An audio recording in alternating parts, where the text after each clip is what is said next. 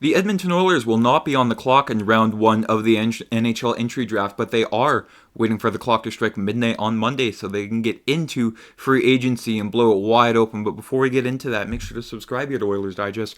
We are oh so close to 1,000 subscribers. Make sure to join the ride as we get into the entry draft tonight and tomorrow. Of course, the Oilers do not have a first round pick, but they do have a second round pick tomorrow. We can get right into that when it's all said and done and into free agency on Monday. But before we get into free agency rumors, there's some news about Captain, my captain. Yes, Connor McDavid.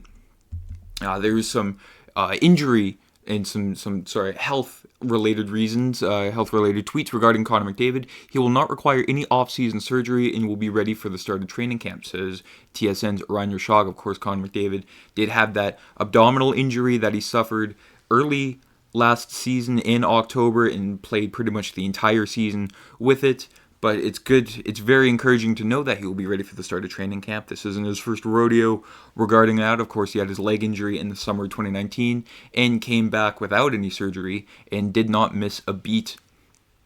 And also some other news here regarding McDavid. He will don a Team Canada jersey for the very first time since the 2018 IIHF World Championship when he suits up at the Four Nations Face-Off next season. Of course, that's replacing the NHL All-Star Weekend for 1 year as they get set to prepare for the 2026 Olympics, which will include NHLers, which is also some exciting news.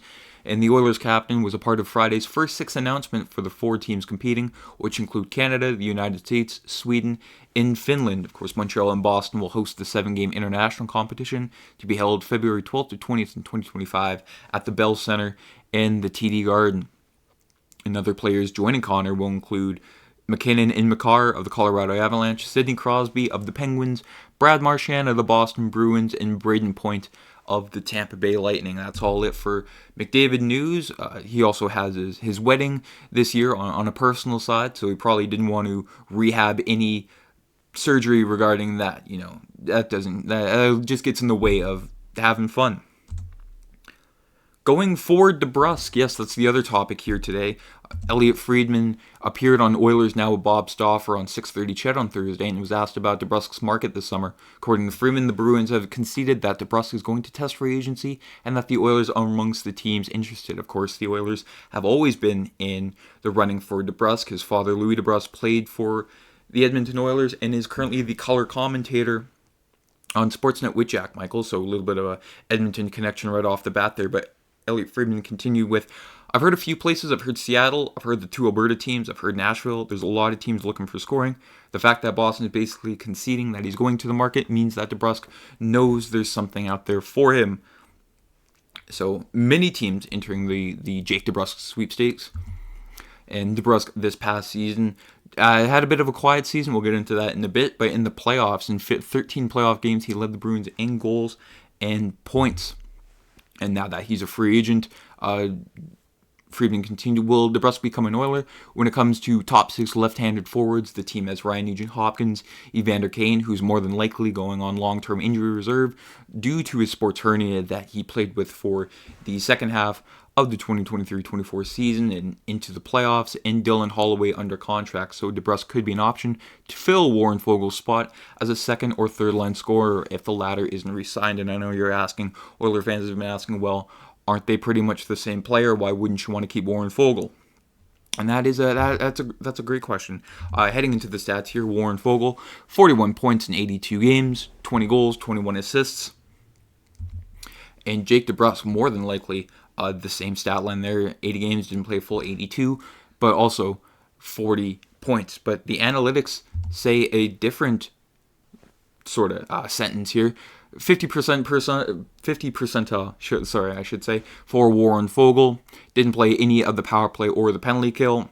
So, he's a middling bottom six player.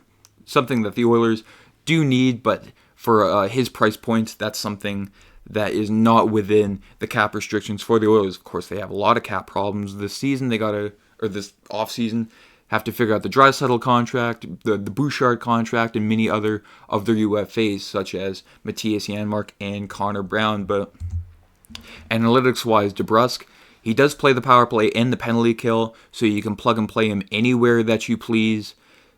And he's a very versatile player. Just looking at the Oilers' top six here, if you look at a guy like Draisaitl and Kris Knoblauch's post-season presser, he mentioned Draisaitl, the quality of his line mates left a little something to be desired there. So putting Debrusk on that left side would help tremendously, as you can put Dylan Holloway in the bottom six and just make the Oilers an extremely deep team down the middle.